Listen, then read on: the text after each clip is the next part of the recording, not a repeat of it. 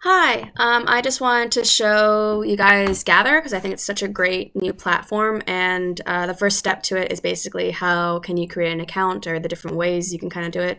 You don't necessarily need to create a Gather to be able to go to a Gather meetup, but it's quite useful to create a Gather account if you're using it quite frequently. Personally, I have it I have created one because I use it for teaching, and I encourage all my students to obviously make one too, because we have several of our lessons on there because there's lots of good resources. So I've just clicked on the Gather, and it's created an anonymous account. But if I want to create one, I can do that. You just need to enter an email address. So I'm gonna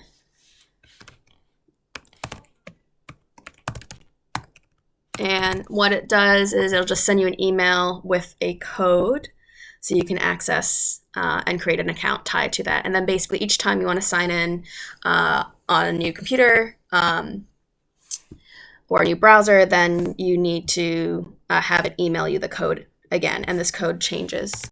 So I'm just going to enter that in. 28.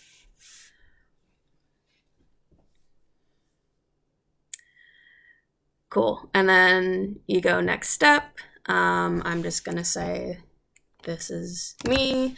And then we finish it off. And then pick a nickname. I thought my nickname was me. So yeah, anyway, that's how you can create an account. And then basically, once you're in that browser, you'll be kind of ready to go. So that's one option, and you can also use that to create your own spaces to save, etc., etc. However, let's say you don't want to create an account of your own and you just want to hop into an invitation. You can just copy and paste the URL that's given from the person that has organized the Gather Town Room, and you can just go in as an anonymous account. So we're just going to go allow. I'm not going to bother creating an avatar. I'm just going to say this is person number 1. And we'll turn on the camera. We'll just mute the mic so that way we don't have feedback.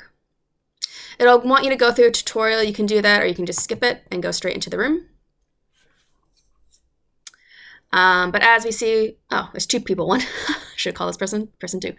So as you can see, as I walk into this room, there's other people here and I can interact with them. If you want... And I'll talk about the kind of the interactions of this room in the next video. If you connect to a Gather town and you're not automatically signed in, you can sign in. You just go to the bottom here and go sign in. So let's say I clicked on this link and I realized, oh, actually I'm not in my normal web browser and it hasn't remembered my sign in. So I will just send through my email address, tell it to send me an email, and then I will be able to actually enter it through my normal account. So they'll send me the code, which it has, and like I said, it changes. And now I can re-enter the room with my code and with my normal avatar and everything.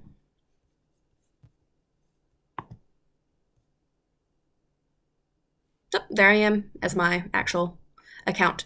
So yeah, lots of different options. So you can either create a one-off account or one-off person and enter the room and socialize, or you can create one that's your just standard account that you can use for all of it.